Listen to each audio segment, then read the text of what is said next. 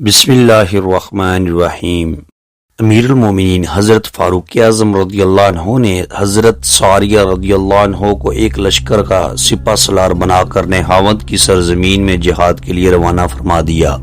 آپ جہاد میں مصروف تھے کہ ایک دن حضرت عمر رضی اللہ عنہ نے مسجد نبوی کے منبر پر خطبہ پڑھتے ہوئے ناگہاں یہ ارشاد فرمایا کہ یعنی اے ساریہ پہاڑ کی طرف اپنی پیٹھ کر لو۔ حاضرین مسجد حیران رہ گئے کہ حضرت ساریہ رضی اللہ تعالی عنہ تو سرزمین نہاوند میں مصروف جہاد ہیں اور مدینہ منورہ سے سینکڑوں میل کی دوری پر ہیں، آج امیر المومنین نے انہیں کیوں کر اور کیسے پکارا؟ لیکن نہاوند سے جب حضرت ساریہ رضی اللہ عنہ کا قاصد آیا تو اس نے یہ خبر دی کہ میدان جنگ میں جب کفار سے مقابلہ ہوا تو ہم کو شکست ہونے لگی۔ اتنے میں ناگہاں ایک چیخنے والے کی آواز آئی جو چلا چلا کر یہ کہہ رہا تھا کہ اے ساریہ تم پہاڑ کی طرف اپنی پیٹھ کر لو۔ حضرت ساریہ رضی اللہ تعالی عنہ نے فرمایا کہ یہ تو امیر المومنین حضرت فاروق اعظم رضی اللہ تعالی عنہ کی آواز ہے۔ یہ کہا اور فوراً ہی انہوں نے اپنے لشکر کو پہاڑ کی طرف پشت کر کے صف بندی کا حکم دیا، اور اس کے بعد جو ہمارے لشکر کی کفار سے ٹکر ہوئی تو ایک دم اچانک جنگ کا پاسا ہی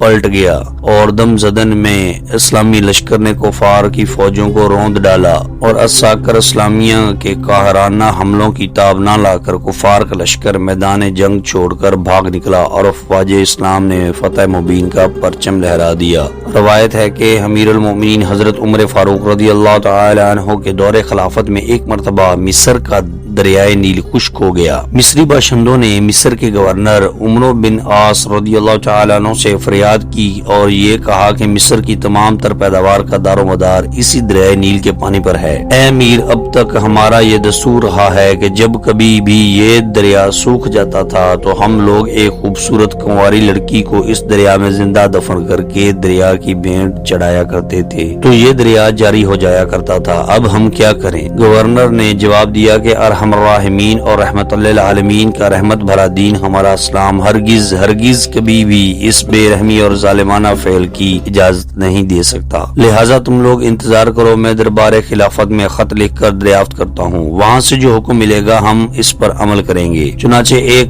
قاصد گورنر کا خط لے کر مدینہ منورہ دربار خلافت میں حاضر ہوا۔ امیر المومنین رضی اللہ تعالی عنہ نے گورنر کا خط پڑھ کر دریائے نیل کے نام ایک خط تحریر فرمایا جس کا مضمون یہ تھا کہ اے دریائے نیل، اگر تو خود بخود جاری ہوا کرتا تھا تو ہم کو تیری کوئی ضرورت نہیں ہے، اور اگر تو اللہ تعالیٰ کے حکم سے جاری ہوتا تھا تو پھر اللہ تعالیٰ کے حکم سے جاری ہو جا۔ امیر المومنین رضی اللہ تعالی عنہ نے اس خط کو قاصد کے حوالے فرمایا اور حکم دیا کہ میرے اس خط کو دریائے نیل میں دفن کر دیا جائے۔ چنانچہ آپ کے فرمان کے مطابق گورنر مصر نے اس خط کو دریائے نیل کی خشک ریت میں دفن کر دیا۔ خدا کی شان کہ جیسے ہی امیر المومنین رضی اللہ تعالی عنہ کا خط دریا میں دفن کیا گیا فوراً ہی دریا جاری ہو گیا اور اس کے بعد پھر کبھی خشک نہیں ہوا۔ تو پیارے ناظرین اکرام، آج کی ویڈیو آپ کو کیسی لگی؟ کمنٹ باکس میں اپنی رائے کا ضرور اظہار کیجیے گا اور اپنی نمازوں کو ان کے وقت پر پابندی سے ادا کریں۔ اللہ حافظ۔